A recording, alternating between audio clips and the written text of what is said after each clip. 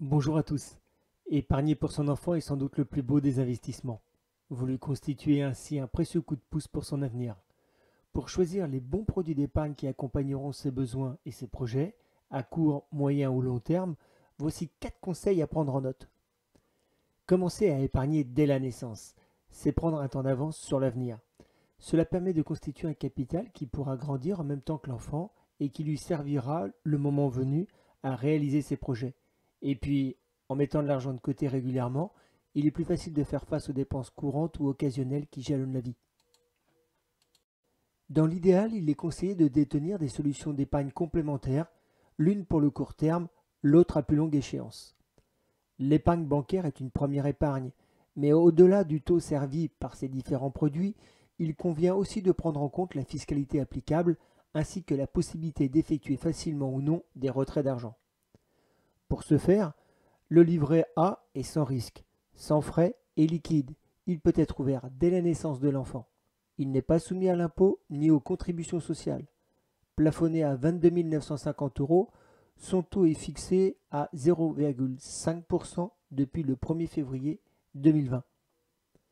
Les banques également proposent des livrets enfants qui sont disponibles dès la naissance et qui doivent être clôturés à l'âge de 12 ans.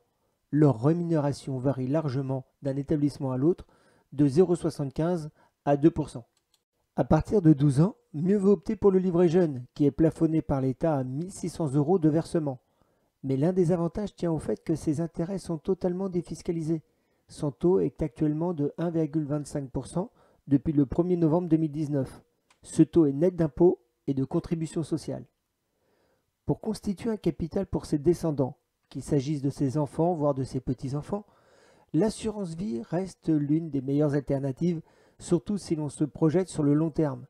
La fiscalité la plus avantageuse étant obtenue au bout de 8 ans, il est conseillé donc de l'ouvrir avant les 10 ans de l'enfant, ainsi il pourra à sa majorité profiter de son épargne et pourquoi pas l'aider à financer ses études, l'accompagner dans son installation ou préparer un séjour à l'étranger. Il est tout à fait possible d'épargner avec peu de moyens. Sur le livret A, par exemple, on peut commencer à constituer l'épargne bancaire de son enfant dès 10 euros par mois. Et sur certaines assurances vie, on peut placer des 50 euros par mois. Ces formules permettent de capitaliser en douceur sans grever le budget mensuel du ménage. Aujourd'hui, sur un contrat d'assurance vie, l'argent peut être versé ou retiré à tout moment.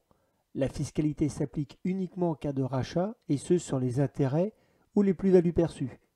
Concernant l'épargne bancaire, il n'y a quasiment pas de fiscalité.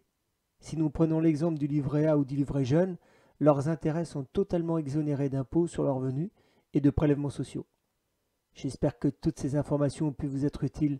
À bientôt pour une nouvelle vidéo.